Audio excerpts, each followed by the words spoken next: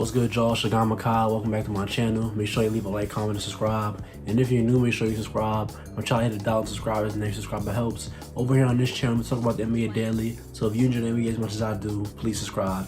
And today we're going to be talking about the, tightly packed MVP race that we have this year. And really, there's a lot of guys who, have gotten some love at MVP. Like, DeMar DeRozan, Devin Booker has gotten love. Luka has gotten love. Steph, KD, they've all gotten love.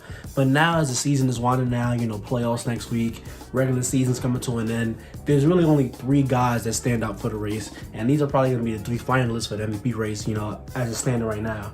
So, they got, Nikola Jokic, Giannis Antetokounmpo, and Joel Embiid. Those are the 3 guys who are most likely going to be the 3 finalists for MVP. And all 3 of them have a really good case. And this year's MVP race is one of the closest that I've seen in a minute, because the last couple of years, there's always been that one period where it's like, okay, this guy solidified himself. I can't see it going to anybody else. Like last year with Jokic, after LeBron and Embiid got injured, you're like, okay, they got to give it to Jokic.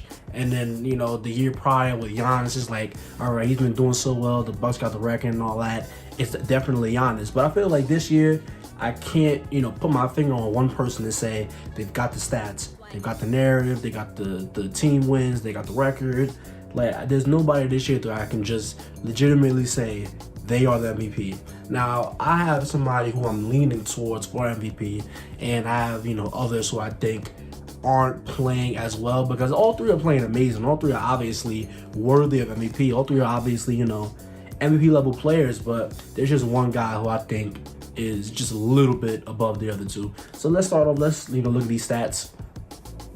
So starting off, Joel Embiid this season, 30 points per game, 11.6 rebounds, 4.2 assists per game, 49% from the field, 37% from 3.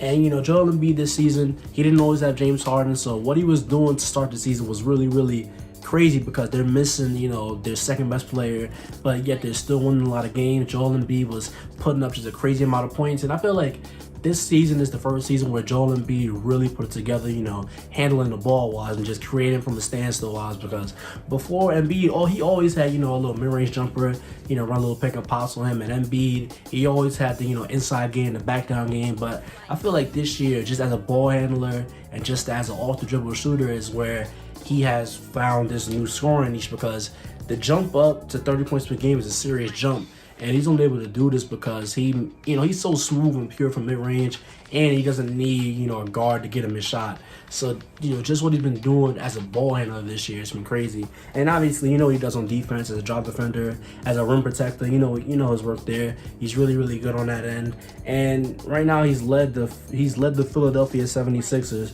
to a 48-30 record. And most of this was without James Harden, so it was really just him and, Seth Curry was there, Korkmaz, Maxey, Tobias Harris, just guys like that. And what he was able to do without, help before the trade deadline has been really, really commendable. Now, after the trade deadline, I think they're like maybe 6-5 since the All-Star break, so it hasn't gone the best.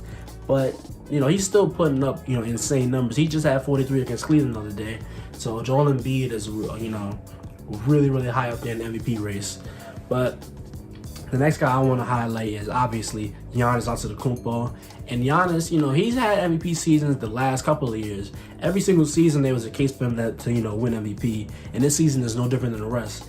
Giannis this season, he's giving you 30 points per game, just like Embiid, 11.6 rebounds, but he's giving you 6 assists.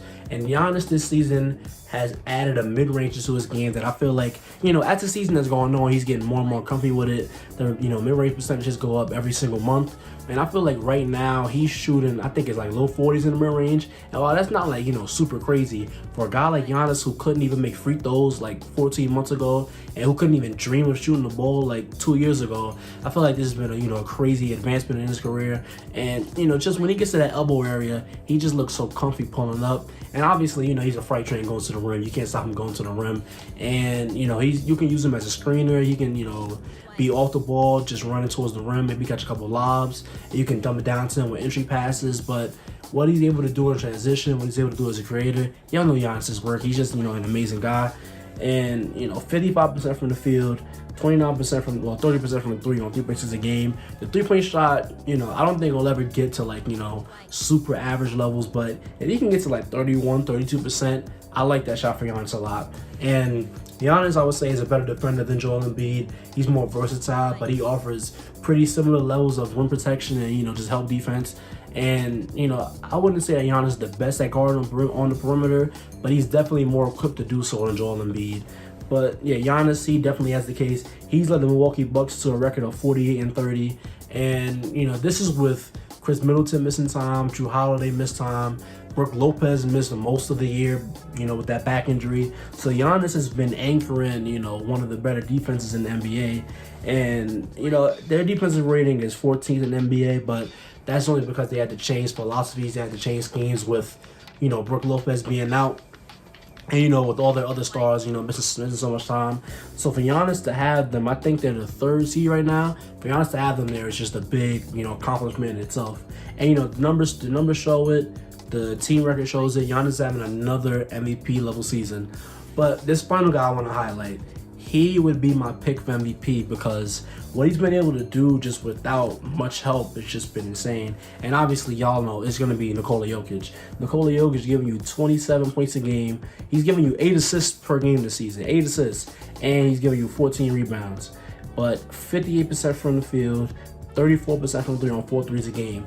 And he's led the Denver Nuggets without Michael Porter Jr. for most of the year, without Jamal Murray for most of the year. He's been doing it with, role players, guys who should be, coming off the bench, guys who shouldn't be taking as much shots as they do. He's led them to a 47 and 32 record, and just what he's been able to do, he has them at the 6th offense in the NBA. And just what Jokic is able to do on the offensive end is something we've never seen in the history of NBA. We've never seen a center be able to just create this much for others and just be this good at creating for himself, because what Jokic is able to do, like even with these guys, he's not even playing with his star, teammates. So imagine when Jamal Murray and Michael Porter Jr. come back. Jokic is just so good at reading the floor. He can pass his guys open. But him and Aaron Gordon have just great chemistry. Like Aaron Gordon just does a 45 cut. Jokic is gonna find him. What he's able to do, a handoff. So Monte Morris, a little Barton. Just guys like that. Like those names aren't big time names. Those are solid role players. Yeah, like they can shoot and all that. But what he's been able to do and just the 27 points a game, I don't think there's anybody in the NBA that can stop Jokic with his back turned to the basket. And he's such a great mid-range shooter. He's a really solid 3-point shooter for a big man. And just his touch around the rim is amazing. And like I can't say enough about his passing. 8 assists per game. It probably should be higher, but once again, he's not playing with a star. That 8 assists should probably be around 10 if I'm being honest. Because when you watch the Denver Nuggets play, a lot of the shots are not falling because they're not being taken by super high level shooters. But he's passing these guys open to a lot of easy shots. His gravity is just making things a lot easier for everybody. But it's just so shocking that they're even really in the mix for a playoff spot, because Jokic is great, but it's hard to win a lot of games by yourself when you're alone. And 47 and 32 is a hell of a record for a guy who's missing his, 2nd and 3rd best players. So I think just a lot on the strength of that, just, what he's been able to do, and just like, Giannis' team has 48 wins, Embiid's team has 48 wins, Jokic has 47 wins without, Jamal Murray and Michael Porter Jr. So I think that's worth, adding in the MVP conversation. And, I'm not going to sit here and pretend like team wins aren't a part of it. I know it's the most valuable player, but in the history of this award, it's always been a part of it. That's just how the media sees it. That's how the media, critiques it. And, just what he's been able to do alone by himself. 27, 8, and 14 rebounds is just insane. And, I just can't say enough about, about Nikola Jokic for the MVP. So if I had to choose the MVP, gun to my head, I'm definitely going to choose Nikola Jokic. But if there was a runner-up, I would have to say I would lean Embiid because of what he was able to do by himself. And Giannis, Giannis is definitely an MVP caliber player this season, like he's been the last couple of years. But I just think that he's had, more help than these guys. And I just think, that's pretty much it. He's had more help than these guys. And, that's pretty much it. So let me know in the comment section down below who you think the MVP is this season. And if you take this video, thank you. Don't forget to like, comment, and subscribe. And I'll see you on the next one.